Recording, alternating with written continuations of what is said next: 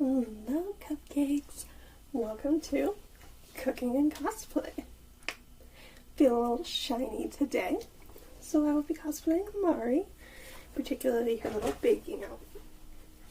So today, I'm going to make a chocolate zucchini cake for my birthday that's coming up. This will be a multi-part video because I'm not doing it all in one day. But I have a full-time job, like I don't have time to do it all in one day. So I'm going to make it, freeze the cake, make the frosting and stuff on another day. But like I said, today we're going to make the chocolate zucchini cake, and I'll kind of break down how to do it. And hopefully we'll have fun along the way. So I have a little recipe that I wrote down. Probably just going to end up putting an actual thing on the screen or something, because I don't think this is even legible. And I don't put great instructions. I used to be a pastry chef, so like I feel like I know how to do things, and that doesn't translate well to other people, so I'll be nice and spell it out later. So we'll begin by grabbing our supplies. Measuring cups, flour, anything that we're going to need along the way. Alright, so once we grabbed all our supplies, we can start measuring things out. Just kidding, I didn't grab everything. I'm a liar.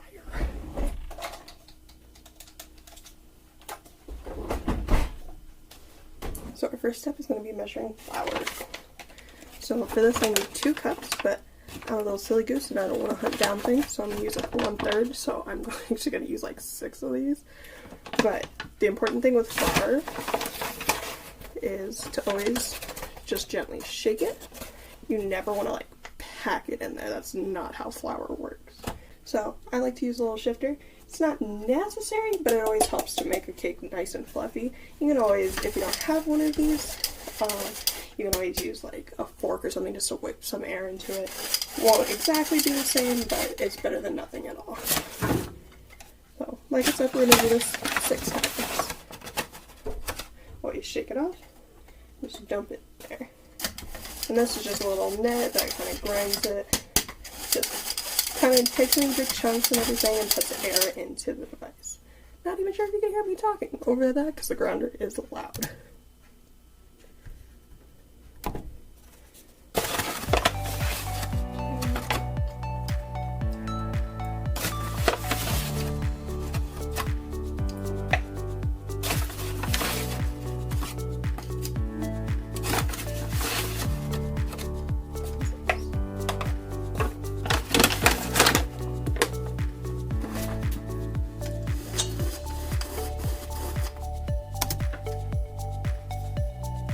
Oh, it's just going. Okay.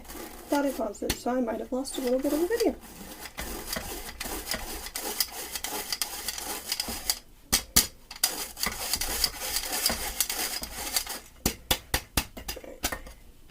You always just want to tap it, make sure there's no flour on the edges or anything that you may still want to make sure you get your correct measurements. So then, we have our flour. We're going to mix that with our sugar. We just need 1 cup of sugar. And again, with regular white sugar as well, you don't want to pack it or anything. It's really, honestly, I think just a brown sugar thing. Anything else, you just gently put in there and you sprinkle it in. You don't need to put flour or sugar through a grinder or anything like you would the flour. That's just for flour to aerate that. Sugar doesn't aerate in the same way. It's so adventurous, sir. What are we up to? Alright.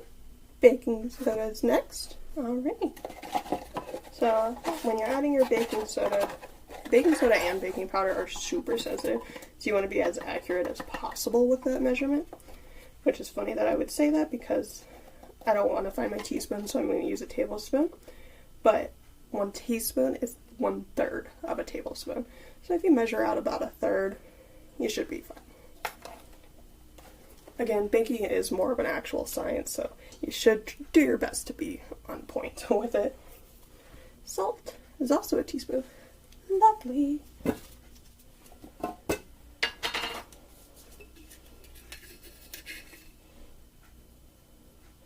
So again, we just need about 1/3. Sprinkle that in. Then we have all of our dry ingredients.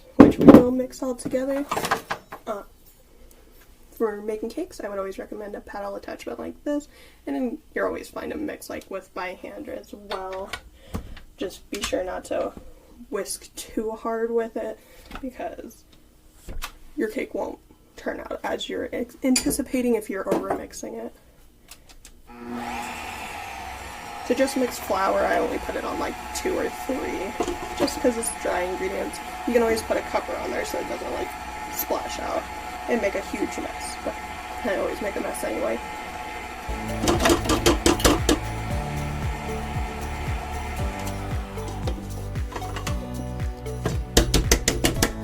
Since we're just mixing the dry ingredients, it doesn't need to go for a super long time because it'll all get mixed up soon enough. So, working with the wet ingredients. For this, you want some steaming or boiling water. I like to just put it in my coffee maker because that way I know it'll get hot and I don't have to worry too much about it. So when you ever get like water boiling, I always measure out a little more water than you actually are going to end up using, because water evaporates with heat. So you always want to make sure you have more than you need, not less than you need. It's easier to just not use a little bit of water. So while that's getting all hot and ready, we'll get our cocoa powder going. We need half a cup.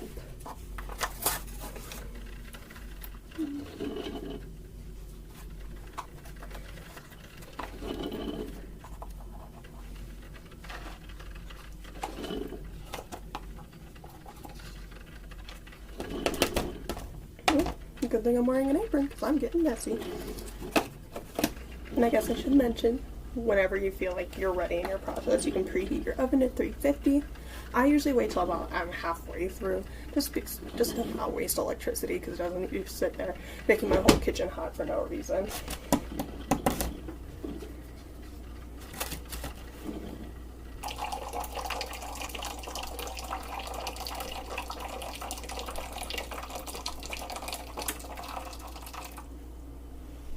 It's still got some water that it wants to give me, but I don't need it. So then be ready to just start mixing right away to make sure that your flour doesn't, I guess not flour, cocoa powder doesn't just stick. Otherwise you will not get the results you're looking for. Chocolate is very sensitive even when it's in the cocoa powder form. You want to just mix to make sure you're getting any chunks that are in there. You can always kind of tap them, break up the chunks. You just want to keep mixing. Obviously full circle motions are great, but you want to mix in different directions just to make sure you're not missing any of the same pieces.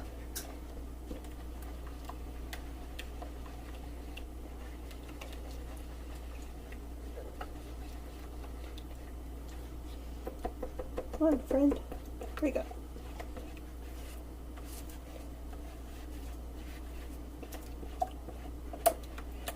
Yeah, what you should be left with is a nice, just kind of pasty, liquidy little guy.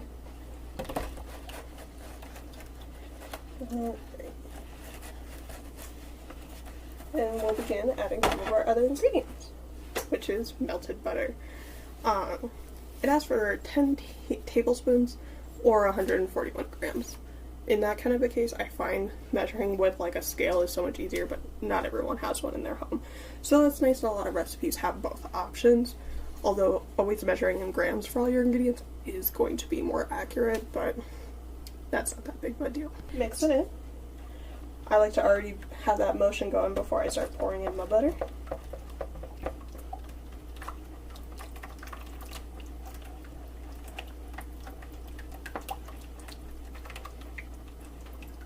Luckily, even if I was just, like I did, microwaving my butter, so I'm a little chunky, didn't quite mix in well, the heat from the other butter as well as our boiling water will already help that get melted like it needed to be. And now we have an even bigger melted mixture going on. Okay. I'm looking for 2 eggs and vanilla. But that needs to be mixed together first before we add it in. So we need another bowl. Alright, so we do need 2 eggs. Large is usually what most recipes are calling for. there's no right or wrong way to crack an egg, but you can always tap them against each other.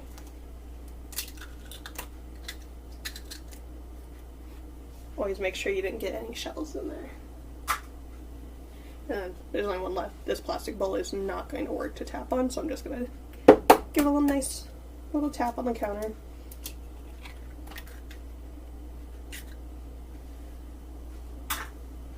And then always wash your hands after touching eggs.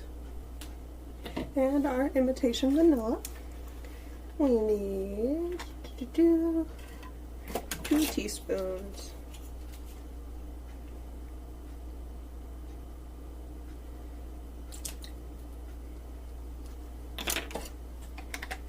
Alright, and we just need this lightly beaten.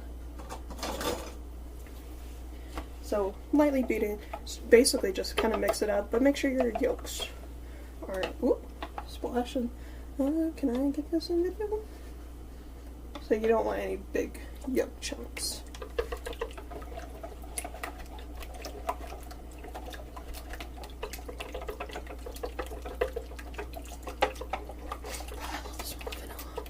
Vanilla is so good. Like, if you have access to like actual vanilla paste, artificial is not the same. But if you haven't had the chance to try it, just avoid it. Your life will change. Okay. So nothing crazy, but now it's all yellow. So we'll now mix that into our chocolate mixture.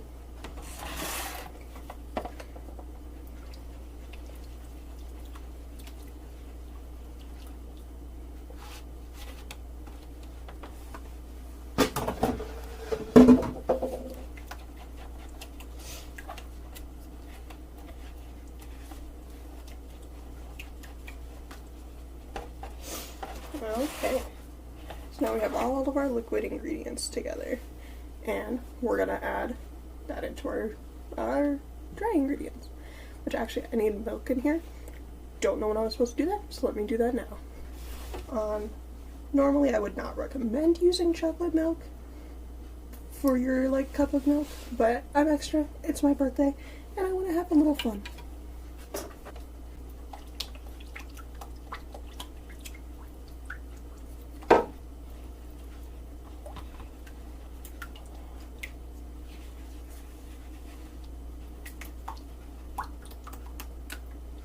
Yeah, since it's all liquid ingredients, it blended in just fine. So it's okay that we forgot it whenever it was supposed to go in. So now, adding your liquids to your dry ingredients. You want to mix it in very slowly. So I usually start on a pretty low temp, like usually like 2 or 3 before I'm feeling a little crazy. And let it just slowly add it in a little bit at a time. As it's mixing, you just kind of let it do its little thing. If you're doing it by hand, just do a little bit, mix it in, wait, pour, mix it in. Because I understand, not everyone has a little mixer.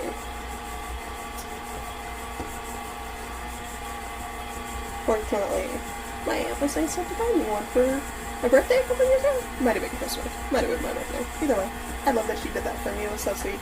And it's even in my favorite color.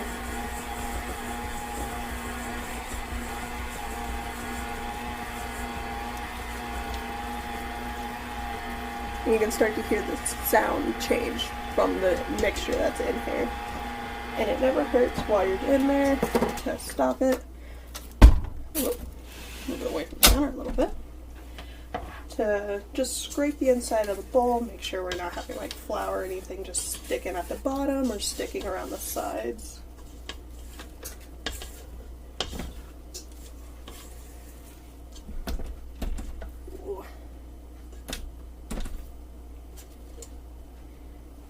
And then we'll go right back to mixing.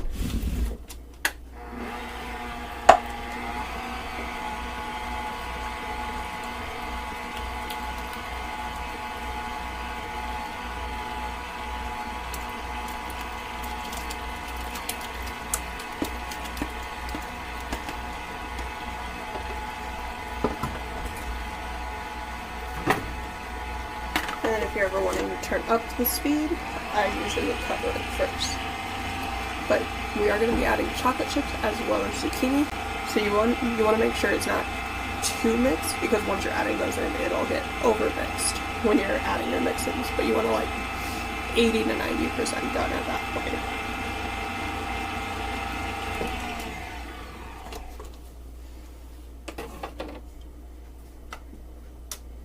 Oh, a very liquid recipe, I guess. But, you know. So, for the zoot, what we're going to do is we're going to cut the ends off, as well as wash the vegetable. Now we're just going to grate it. Normally I would recommend an actual grater, but apparently all I can find is my zester. So it's going to need to be very, very fine, which is okay, because I'm not sure if my husband even likes zucchini. So maybe I just won't tell him.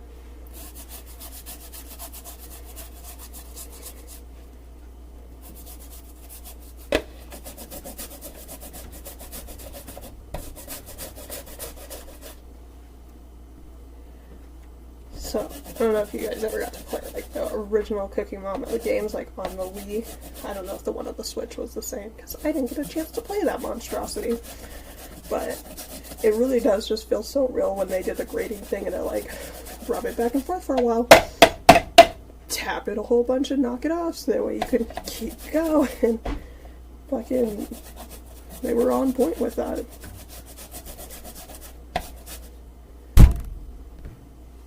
So, putting it in a measuring cup, ended up being almost one whole zucchini to be my 1.5 cups. So, the next part is going to be taking either like a cooking cloth or just some paper towels. You want to get as much of that moisture out as possible, otherwise our cake is not going to have the right proportions of liquid to dry. You can wrap it up in there, pat it just in whatever container you have, kind of just your preference on that. But wow, that is 3 paper towels worth of soaked. I'm going to actually probably need to get some more. And these are bounty ones, so quicker picker-upper and whatnot, right? That still is soaking through 6 of these now. So zucchinis are wet, believe it or not. I'm just gonna add in my chocolate chips.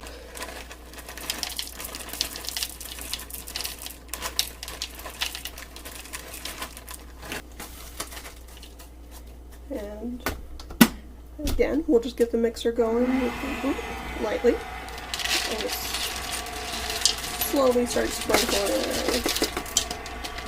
And the zucchini does not want to be my friend.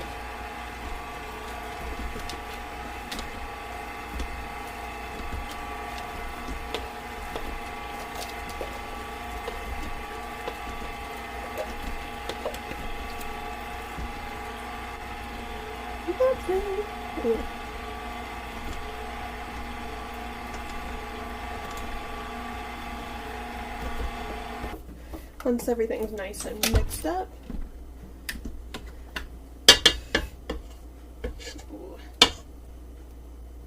you can always taste. Make sure you enjoy it. Chocolate. Can never go wrong with that bad boy. So we'll grease our pan, get that all ready.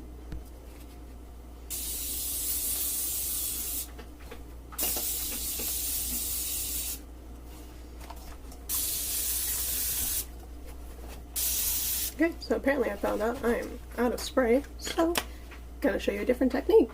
So another thing you can do, with the paper towel, butter, just spread it around in there. Paper towels just to still help you spread it, make sure it's an even coating on the inside of whatever pan that you're using. Okay, now we'll pour this in. You never want to go above like 2/3 of whatever pan, because cakes rise.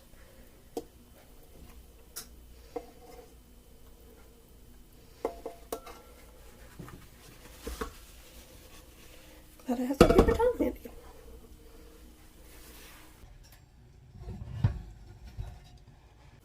So while I get this cake in the oven, I'm actually going to start making some cake pops with the rest of it because I have way too much batter.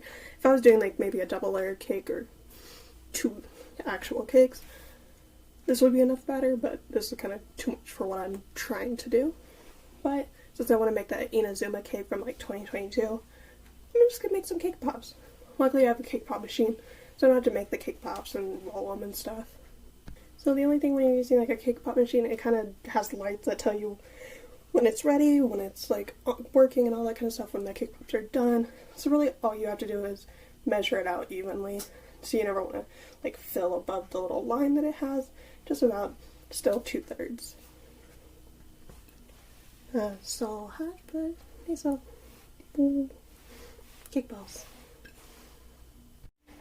And you always gotta sample one. I gotta wait for it to cool down. I don't want it too hot.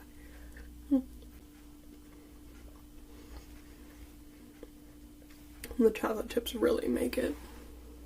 So I actually ended up having to add about like 10 minutes to, actually 5 minutes to the cake because when I moved the rack, the cake is still jiggling, so we don't want that. Toothpick. Sometimes I just use a chopstick, a burnt one, but chopstick, dip it in the middle, see if it's done. If anything comes out, then it's not.